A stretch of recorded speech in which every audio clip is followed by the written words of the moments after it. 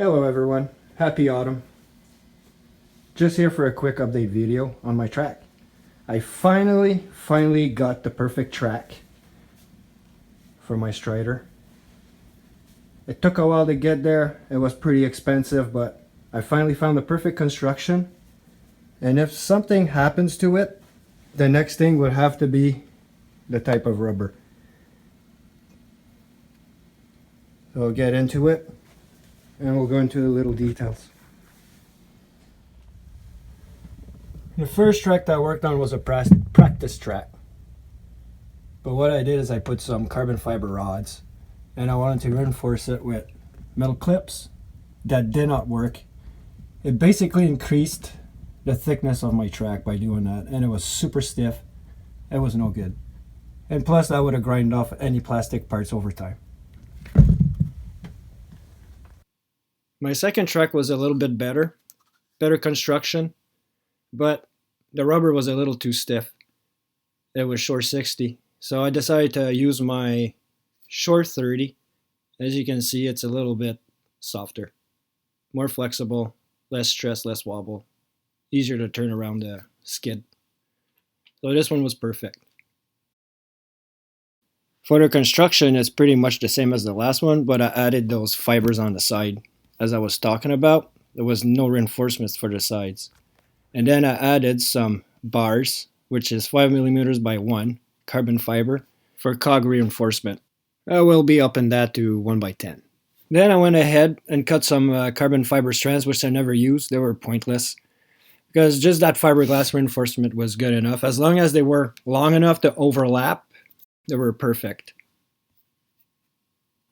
Pretty much up to this point is the same thing I've shown in the previous video. The only difference is I added this carbon fiber piece over top, everything to reinforce it, and I sandwiched it with a huge piece of fiberglass, so everything was covered.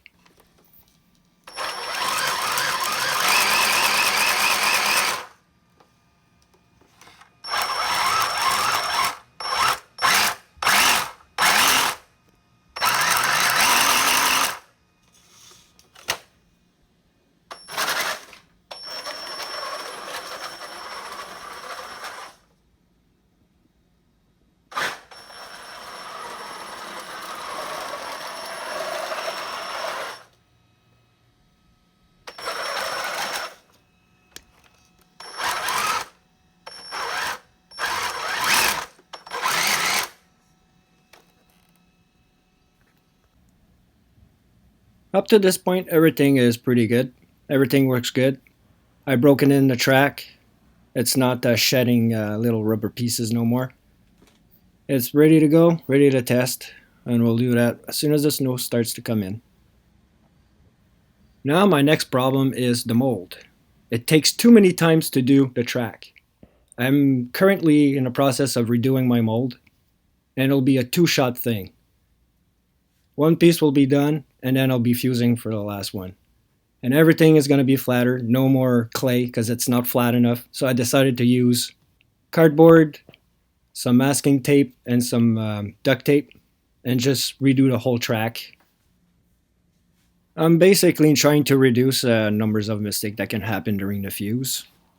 And I decided to do my own threads. Got some balsa wood, trying to do something fancy here. It'll basically be the same thing as the other one. I'm just adding a couple things here and there. And for the sides, I decided to use some balsa wood, and that will determine my thickness of the track.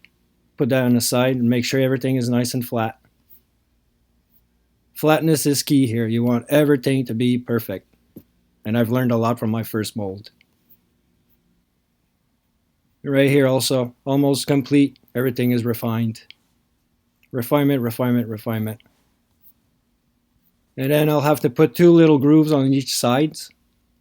Make like a little, you call that a pressure stress line. So you know you got enough pressure on there, because you don't want to put too much pressure or too little pressure, else it's not going to come out great and it has to be fused in one shot. Now for Nightshade, I decided to put a bigger belt because they were snapping off too often. It's a very, very tight fit, but I was able to manage it. Just a little bit of grinding, a little bit of heat, bend those plastic in a weird way, and it fits. It fits tight, but it does fit.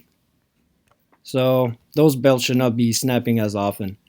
And I decided to put some adjustable turnbuckles for my steering also. And I got some titanium rods holding the A-arms because it was aluminum before and they were just constantly bending on me, and then you couldn't track right because the skis were all crooked. Now it's perfect, ready to go. And my Meteor. Yeah, this one needs to be dissected. There's a lot of work to be done on that. The engine is not new. I might need a new engine. I'm not sure what I want to do with it yet. But the front end needs to be done. I need some steering turnbuckles. There's a lot of things I want to do. I'm going to keep the track plastic on this one.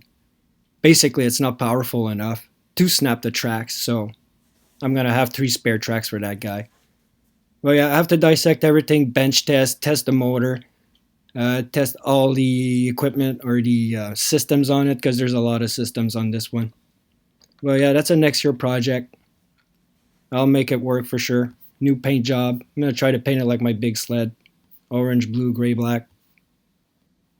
Yeah, this one needs a lot of TLC, and this year I'm out of TLC. It's so busy where I work at. The concrete business before the snow is a big push, so this one is on a bench burner. All my sleds are pretty much ready to go except for Meteor. Meteor needs to be dissected, bench tested, repainted. There's a lot of work to do on that one. That's going to be next year project. My main focus was these two and the track. So that one is ready to go. Front end is fixed. No more toe, positive toe out. This one needs to be fixed. You can see there's a little bit of toe in. But besides that, they're all ready to go.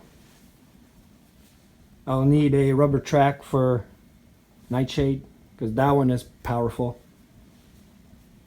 And this one used to be a 1960, now it's 2160, and that one is geared at 2060. So technically, Strider should be faster. We'll test that out, and we'll test the durability of that track. And if there's any problems with that track, I'm thinking more robust rubber. But right now it's super flexible. It's really nice. There's no binding, it doesn't wobble. It's as free as it can be. So next video will be in the snow with Strider. We'll test that track out. And if it works good, then we'll come back here. We'll finish this track. And because it's longer, there'll be less mistakes. And it should be more perfect. Less wobble. This is exactly the reason why I'm doing this like that, is to minimize the amount of mistakes when you fuse it or pour it. Because if you do it 3 times, sometimes it doesn't work out. Yeah, winter's almost here. We're supposed to get the first snow next week. Just enough to excite us, that's about it. But once it's down, we'll test that track. And I even took time for Strider. Shaved out that port so I can put my battery in there. I just need to bend that little plastic part and she'll fit right in. Just heat it up, bend it down like that, and it should be good.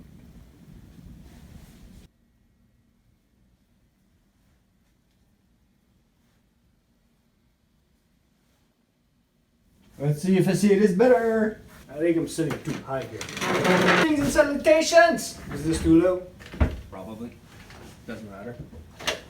Well, this was my quick update on where I'm at in the project with my track. Everything is working pretty good. And to answer a few questions on where you can get these sleds, just hit up Pascal Robert at rccreation.com. I'll put the link in the description below. And you can go check him out. You might have to contact him with an email, would probably be best. I'm not sure, I'm not a spokesman, and I don't want to push buttons, so yeah, just try that out. Contact him, say hi, and see if you can commission one of those for you. I was able to get 3, so you should be able to get 1 or 2, so you try that out. So winter's almost here, and can't wait. We'll prepare the big sled also, and this year we'll do more high-speed runs. A lot of people want a lot of high-speed runs, and that's what I'm focusing on this year. And this is the reason why I have a rubber track, so it doesn't explode everything out of whack and whatnot. We'll see how good it holds up. And from there, I'll be working on a slick track for summer on the road, and I'll be putting some wheels, and we'll do some asphalt test runs. No sand, no gravel, no dirt. I don't want to ruin my bearings or anything like that. It's just going to be straight pavement, and we'll test the high speeds and stuff like that. I'm guessing the suspension would have to be a little stiffer. You know, like a four-wheeler is too wobbly, you can lose control. And for a track like that, it was pretty expensive. This one right now, with the carbon fiber, all said and done, it's probably $180. It cost me just to make the track.